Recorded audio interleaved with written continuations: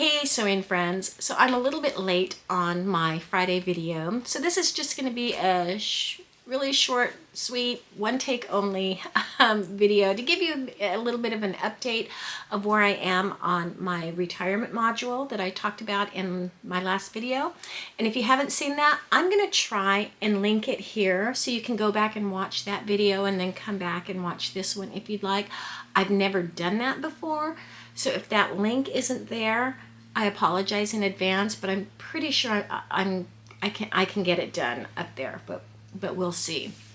So and then I'll just talk about some of the other plans that I have floating around in my mind that I want to get to, but I'm not going to start on them, I don't think, until I get this module done. And the module is pretty much my November plans. Okay, so the first garment I completed, and it's not even November, it's, happy Halloween, it is Friday, October 31st. That is the easy peasy, I can make it in my sleep, Concord Tee by Cashmerette. This is a fitted tee, and it is one of my TNTs. I have made several of them, and I plan to make several more for this year. It is so much of a TNT that I actually put it on what's called tab, the pattern.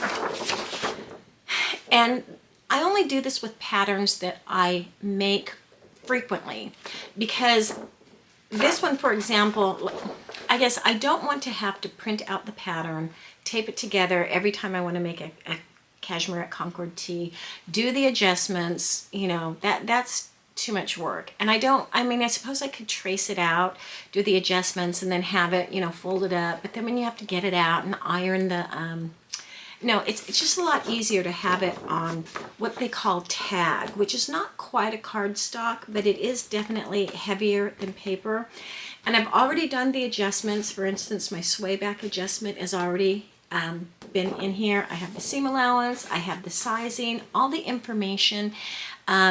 In case I want to, my measurements change or something, I can look at this and go, ooh, maybe I should make the EF cup instead of the CD cup, But anyhow, that's how much I enjoy making and wearing the Cashmerette tee. So I put it on tag. And here I showed you the fabric. It is a striped fabric from Style Maker Fabrics. And I got it all done. One of the or some of the finishings details that I do is with all my t-shirts that I make, and mostly all my garments that I do, I always stabilize the neck and the armholes, and I do that with this one is knit stay tape, the So-Keezy knit stay tape. So you can see right there's the stay tape that I just put around the collar, around the neckline and the arms. And then for the shoulders, I stabilized it with clear 1/4 inch elastic. Don't know if that's going to show up or not. Now, some people prefer to stabilize the shoulders on their knits with interfacing, like a tricot interfacing. I've used that method as well. I don't think one is better than the other. I just happen to have the 1/4 inch clear elastic in my stash, so that's why I chose to stabilize it with the elastic. The important thing is that if you are sewing with knits, that you really do need to stabilize your shoulder seams. Elastic, stay tape, interfacing, whatever works for you, just make sure you always do that. So some of the other finishing details I did on this, not required, but I like to do it, is adding a label. So I always know where the back is. It just makes getting dressed a lot easier. I don't have to, I know where the back is. And because I have a cover stitch, I went ahead and did the stitching around the neckline as well as the hem. Don't know if you can see the stitching there. Oh. And then the sleeve hems. And so that's make number 1 of my module. Now the second pattern that I'm working on is the potting pants. I always want to say plants, but it's potting pants by Apothecary Clothing Company. This is a new to me pattern and a new to me pattern company. So when I made my muslin, I just made it straight out out of the pattern, you know, just out of the box, so to speak, because I'm not familiar with their block. And even though I know I'm going to have to do some adjustments, I didn't want to start on the standard ones that I'm pretty sure I know I'll have to make, because I just wanted to see how their block fits my body. Now, I used a size extra large, and I was like spot on their measurements. In fact, I think it was actually the high end of their extra large. I'm not sure, but I just remember looking at my measurements and then looking at the pattern suggestions, and they said I would fit into an extra large. Now, this is kind of a barrel, kind of a little bit of a barrel leg. It's definitely wide, and after making up the size extra large, I think I need to size down. Now, I know it is a big pant, but I just think overall it's too big. And I know Libby had said in the comments, and you know, I want to thank you guys so much for all the comments. I had so much fun talking with you guys, answering, you know, your comments, and then you would reply back. Some of you would reply back. So thank you so much for all your wonderful, nice comments and suggestions and advice. I truly appreciate it. That's why I started this channel. I want to talk sewing, and I don't have anyone to talk sewing with. So moving forward. Anyhow, Libby had said that she found the potting pants a little bit too big and bulky, and just preferred a different type of pattern, you know, one that is more, I guess, fitted and all. And I get that, Libby, I do, but I think I want kind of bigger, wider leg pant, maybe just, you know, just one. I think I do, and so I'm going to keep going with the potting pants. I'm just going to size down and make some of the adjustments. And as you can see, they are very huge on me, but some of the fitting issues that I have, obviously I'm pinching out 2 inches in the front there. I do have what's called a tilted waist, which is a very common adjustment that needs to be made. That's sort of where the back of my backside, I guess, of my waist is a little bit higher than the front of my waist. Now, generally, unless it's length due to the height of you know, of your body versus the pattern, I'm finding that if you have to do more than, like, let's say an inch and a half at the most of an adjustment, it probably means that you should size down. At least that's kind of the rule of thumb that I do. And yes, I know the pinching out is kind of length, but it's not necessarily the crotch length. It's just, as I said, due to my tilted waist adjustment. So I'm thinking, rather than the extra large, I'm going to try a large. Maybe I will pinch out less. I have to say, though, I don't know if you can see the horizontal balance line there for my hips. That actually is spot on once I pinch everything out in the front and the back. So I'm thinking, you know, that's working pretty good. The line below is the crotch line, and I don't know how it's showing up to you in the picture, but it is a little bit low on me. I think I want to raise that a ½ inch because I just feel that it's lower than where the crotch line should be on my pants. Now, one thing I want to ask you guys is I'm going to go ahead and do some toiles, another toile. I see at least 2 more toiles of this pattern in my future. I don't know if you're interested in seeing the adjustments that I make and how I do them. If you are, let me know in the comments, and I will film them and put them on the channel so you can see what adjustments I make and how I do them. I also want to narrow the leg, make the leg a little bit narrower. Now, I know it is a wide leg pant, but this, let me show you the pattern piece. It's so huge. Hold on. Here's the pattern piece for the back, and here's the crotch extension. And look how long that is. Now, really, the crotch extension really kind of determines the circumference of the thigh. So, you know, if you want something that's really wide leg, you're going to have a really long crotch extension. If you want something that is much tighter and fitted, you're going to have a shorter crotch extension.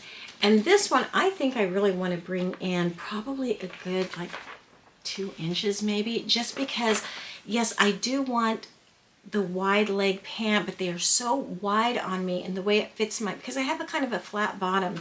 So by bringing this in, it'll provide, or cutting it off actually, it'll provide a little bit more cupping shape under the buttocks, if that makes any sense.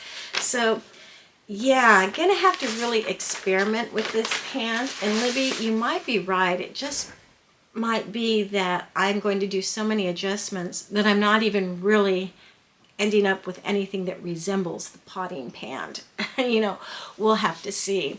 But anyhow, I made that first muslin, kind of realized how much work was in front of me, and then kind of let it sit there for a week. So time to get back at it. Now, I know that my module is going to keep me busy in November, especially because some of those are just new patterns to me, and I'm going to have to toile them before I can, you know, cut into the nice fabric that I have.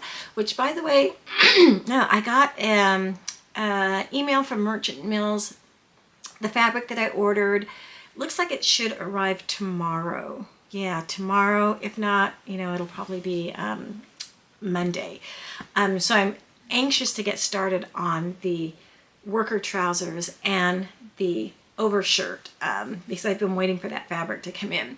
So yes, I'm going to be busy, but that doesn't mean I don't have these other plans that I want to get to. And these are kind of going to be Christmas presents. So if I don't get them done in November, or if I only get started with them, I do have, you know, 24 days in December to finish them up. Now, one is the Itch to Stitch Oreo jacket. This came out, I don't know, a couple weeks ago.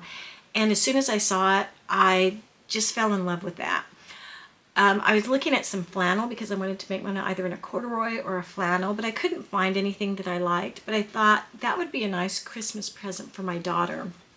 So while I was looking, you know, for flannel for myself, I found this for her. And this is a really interesting flannel because on the inside, it is, you know, that warm, soft flannel, you know, that we all love. But on the outside, there's kind of like a texture to it almost. I don't want to say it's a coarseness, but there's like a texture to it. And because she lives in Southern California, doesn't get super cold, I think an Oreo jacket made out of flannel will be perfect for her and the climate that she lives in. And then in my October plans, I had told you that I wanted to make some flannel pajamas for myself. And I made the Merchant Mills Winnie pajamas, and I'll put a picture here. I did a size 20 on the bottoms and an 18 on the top. And on hindsight, I probably could have done an 18 on the bottoms, but they're pajamas, you know, they're fine. They're very soft and warm and snuggly. And we had a couple of storms come through in October where the temperature at night in the early morning was really cold for a couple days, 1 or 2 days. And it was really nice to sleep really nice and warm in flannel pajamas and then wake up and be kind of, you know, like warm and snuggly in them. And I thought, you know what? I think my daughter would like a pair of pajamas as well, because she was visiting and she was wearing this old pair of sweatpants that was too big for her and just looked atrocious. So while I was looking at flannel for her, this caught my eye, and she loves fruit-themed fabric because she is studying to be a nutritionist. And so, again, I got some of this for her. This is Art Gallery flannel that I got from Merchant Mills, and mine is also an Art Gallery flannel. I gotta say, this is just the warmest, softest feeling flannel ever. You know, it's kind of a little pricey. It's Stone Mountain and Daughter. I think it was $14.99 a yard, and it is only 44 or 45 inches wide. So for me, I did need 4.5 yards to get my pajamas done. For her, I bought 4 yards, but I know it's not going to take that much because she's considerably smaller than me. But yeah, those are two kind of Christmas presents sewing that I have just, you know, in the back of my mind. There's no pressure to get it done. You know, and even if I don't get it done by Christmas time, I'll just give them to her in the new year. But my goal is to get them done and give them to her for a couple of Christmas presents. So that's where I'm at in my module. I would like to know what you guys are sewing. Have you started Christmas sewing? Do you do Christmas sewing for presents or for gifts for family members or friends. So let me know in the comments what you guys are working on. I really would like to know. Talk to you guys next week. Bye.